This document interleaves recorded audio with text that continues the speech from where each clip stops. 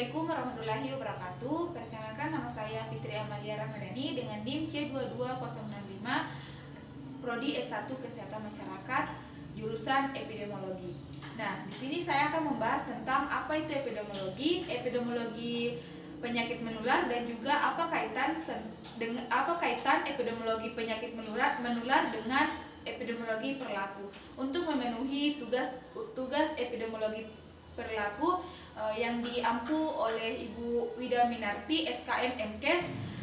Nah, pertama kita akan menjelaskan tentang pengertian epidemiologi. Nah, epidemiologi itu merupakan studi yang mempelajari mengenai distribusi dan determinan dari keadaan, kondisi atau kejadian yang berhubungan dengan kesehatan pada populasi tertentu, dan juga penerapan hasil studi ini digunakan untuk pengendalian masalah kesehatan. Dan juga epidemiologi merupakan ilmu kuantitatif yang berkaitan dengan penyakit menular, di mana ahli mempelajari faktor-faktor yang mempengaruhi kejadiannya, dan juga respon pejamu terhadap agen infeksi dan penggunaan pengetahuan ini untuk pengendalian dan juga pencegahan. Nah, di sini juga kita akan menjelaskan tentang pengertian epidemiologi penyakit menular, di mana menurut Atmojo, penyakit menular adalah yang dapat ditularkan berpindah dari orang yang satu ke orang yang lain, baik secara langsung maupun melalui perantara. Dan juga penyakit menular adalah penyakit yang disebabkan oleh transmisi infektius, agen atau produk toksinnya dari seseorang ke orang lain. Selanjutnya saya akan membahas tentang karakteristik penyakit menular. Karakteristik penyakit menular secara umum memiliki gejala klinik yang berbeda-beda sesuai dengan faktor penyebab penyakit tersebut. Berdasarkan manifestasi klinik, maka karakteristik penyakit menular terdiri dari yang pertama itu spektrum penyakit menular, yang dimana adalah pada proses penyakit menular secara umum dijumpai berbagai manifestasi klinik, mulai dari gejala klinik yang tidak tampak sampai keadaan yang berat disertai komplikasi dan berakhir cacat atau meninggal dunia. Nah, yang kedua itu ada infeksi terselubung atau tanpa gejala klinis, adalah di mana keadaan suatu penyakit yang tidak menampakkan secara jelas dan nyata dalam bentuk gejala klinis yang jelas sehingga tidak dapat diagnosis tanpa cara tertentu seperti tes tuberkulin dan juga kultur tenggorokan. Nah, yang ketiga itu ada sumber penularan, di mana merupakan media yang menjadikan suatu penyakit tersebut bisa menyebar kepada seseorang seperti penderita dan juga pembawa kuman dan juga binatang sakit. Selanjutnya, adapun mekanisme penyakit menular. Mekanisme penularan atau mode of transmission merupakan aspek sentral penyebaran penyakit menular di masyarakat, di mana unsur penyebab penyakit dapat sampai kepada manusia sebagai pejamu atau host yang potensial. Mekanisme penularan penyakit dapat meliputi cara unsur penyebab atau agen meninggalkan reservoir, cara penularan untuk mencapai pejamu potensial, dan cara masuk ke pejamu potensial tersebut. Secara garis besar, unsur penyebab keluar dari tubuh pejamu dengan cara seperti yang pertama itu cara unsur penyebab meninggalkan reservoir dengan cara yang pertama melalui konjuktif, bisa melalui saluran, melalui pencernaan yang biasanya keluar bersamaan dengan ludah, muntah, ataupun bersamaan dengan kotoran manusia atau yang biasa disebut dengan tinja. Nah, bisa melalui juga saluran urogenitalia yang biasanya bersama-sama dengan urin atau zat lain yang keluar melalui saluran ini, misalnya pada penyakit seperti hepatitis. Nah, bisa melalui luka yang terjadi pada kulit ataupun mukosa, misalnya pada penyakit yang seperti sifilis. Nah, yang terakhir itu bisa melalui mekanik seperti suntikan atau gigitan pada beberapa penyakit tertentu, misalnya seperti malaria.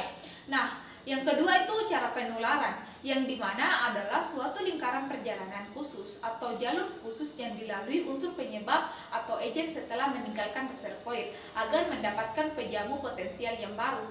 Nah, jalur penularan ini dapat dibagi menjadi dua, yaitu yang pertama cara penularan secara langsung, yang dimana itu seperti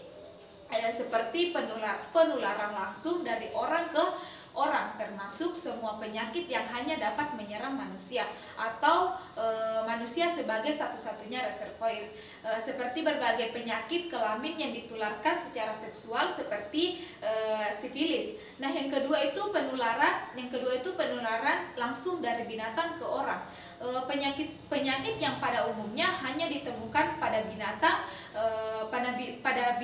tetapi dapat menular kepada orang secara langsung seperti rabies.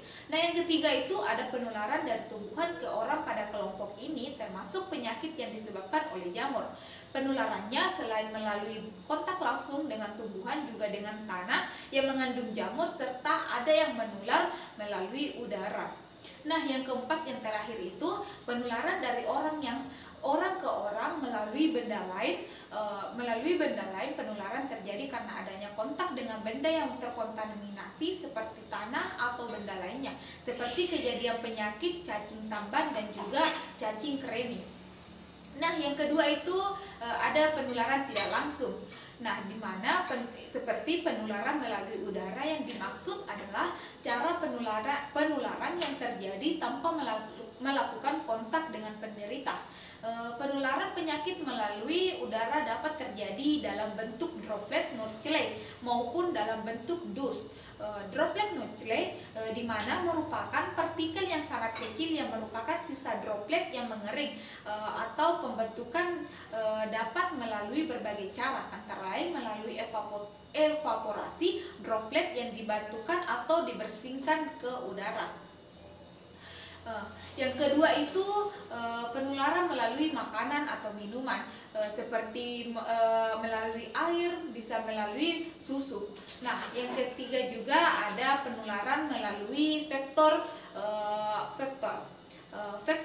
di mana merupakan jenis makhluk hidup selain manusia pembawa agen patogen yang menularkan ke manusia atau hewan. Vektor juga sering diartikan sebagai pembawa atau oncocarriers, yang seperti vektor nyamuk, vektor kutu los, vektor kutu flea, vektor kutu mate, dan juga vektor kutu tick, dan juga serangga lainnya seperti Sanfilipper dan juga Leishmaniasis. Nah, selanjutnya itu ada faktor resiko penyakit menular. Dalam epidemiologi ada 3 faktor yang dapat menerangkan penyebaran atau distribusi penyakit atau masalah kesehatan, yaitu yang pertama itu orang atau person, yang kedua itu tempat atau place, yang ketiga itu waktu atau time. Nah, di sini kita membahas yang pertama itu faktor orang atau person, di mana adalah karakteristik dari individu yang mempengaruhi keterpaparan atau kepekaan mereka terhadap penyakit. Nah, yang kedua itu faktor tempat atau place, di mana faktor tempat berkaitan dengan karakteristik geografi. Informasi ini dapat batas alamiah seperti sungai, gunung, atau bisa dengan batas administrasi dan histori. Perbedaan distribusi menurut tempat ini memberikan petunjuk pola perbedaan penyakit yang dapat menjadi pegangan dalam mencari faktor-faktor lain yang belum diketahui. Nah, yang ketiga itu ada faktor waktu atau time. Waktu kejadian penyakit dapat dinyatakan dalam jam, hari, bulan, atau tahun. Informasi ini bisa dijadikan pedoman tentang kejadian timbul dalam masyarakat. Nah, selanjutnya di sini saya akan membahas tentang contoh kasus, di mana ada pun contoh penyakit menular, salah satunya yaitu HIV atau AIDS. Nah, menurut WHO, AIDS merupakan kumpulan gejala penyakit yang timbul akibat menurunnya sistem kekebalan tubuh yang disebabkan oleh virus HIV yang biasanya ditemukan dalam tubuh, terutama darah, cairan sperma, cairan vagina, dan juga air susu ibu. Nah, menurut data Kemenkes RI, kasus HIV atau AIDS di Indonesia pada tahun 2017 sebanyak 3.152 orang, dengan terinfeksi HIV sebanyak 242.699 orang, dan yang mengalami AIDS sebanyak 87.453 orang. Urutan prevalensi HIV atau AIDS yang cukup tinggi di provinsi yang ada di Indonesia, seperti yang ada di DKI Jakarta, Jawa Timur, Papua, Jawa Barat, Jawa Tenggara, Bali, dan juga Sumatera Utara. Nah, berdasarkan data Komisi Penanggulangan AIDS menyebut bahwa ada kasus seseorang sopir yang mengidap HIV atau AIDS meningkat setiap tahun. Pada tahun 2008, sopir yang mengidap HIV atau AIDS berjumlah 14 orang atau 2,89%, naik menjadi 26 atau 6,73%, nah itu pada tahun 2009. Nah, pada tahun 2010 lagi lebih meningkat menjadi 47 orang atau 11,31% dan bertambah menjadi 67 orang atau 19,8% sampai bulan Maret 2011. Data ini mengindikasikan besarnya risiko perilaku seksual laki-laki yang berganti-ganti pasangan, terutama terhadap istrinya sendiri. Hal ini semakin memperburuk kondisi perempuan, terutama ketika mereka terinfeksi HIV atau AIDS meskipun dari suaminya sendiri. Nah, disitulah ada hubungan terkait epidemiologi penyakit menular HIV dengan epidemiologi perilaku. Itu yang dimana mencakup kesadaran diri, lingkungan, dan juga pengaruh sosial. Di mana seseorang biasa tertular penyakit HIV karena kurangnya kesadaran diri seseorang, yang dimana dia tidak sadar akan berbahayanya penyakit HIV ketika dia gonta-ganti pasangan. Dan lingkungan juga sangat berpengaruh terhadap penyebaran penyakit HIV, di mana kemudian faktor lingkungan tersebut bisa mempengaruhi kita untuk gonta-ganti pasangan, sehingga kita bisa tertular penyakit HIV yang dimana biasanya kita dipengaruhi oleh orang-orang sekeliling kita atau yang ada di lingkungan kita. Nah, perlu kita ketahui ada juga penanganan dan juga pencegahan penyakit HIV atau AIDS. Menurut Seto Yadi dan juga Endang mengemukakan bahwa pencegahan penyakit HIV atau AIDS dapat dilakukan dengan menggunakan pendekatan tiga pencegahan, yaitu pencegahan primer, pencegahan sekunder, dan juga pencegahan tersier. Pencegahan primer yang dimana berfokus pada upaya pencegahan faktor risiko sebelum proses penyakit dimulai. Bentuk kejadian yang dapat dilakukan adalah memberikan pendidikan kesehatan tentang HIV atau AIDS dan juga cara penularan dan cara pencegahannya, dan meningkatkan kesadaran masyarakat tentang pentingnya perilaku yang telah sehat, yang lebih sehat dengan cara menghindari hubungan seksual sebelum waktunya. Nah, ada juga merekomendasikan beberapa upaya pencegahan HIV atau AIDS sebagai berikut, seperti peningkatan pengetahuan tentang HIV dan juga AIDS, dan juga melakukan program perubahan perilaku khususnya pada remaja yang berisiko HIV dan pada orang yang terinfeksi AIDS, melakukan promosi penggunaan kondom pada laki-laki maupun perempuan, dan juga melakukan tes HIV dan juga AIDS secara sukarela, dan juga melakukan pencegahan pada wanita hamil, melakukan pencegahan penularan dari ibu ke anak, dan juga yang terakhir itu perlu mengetahui bahaya penggunaan jarum suntik bersama-sama. Audio Jungle.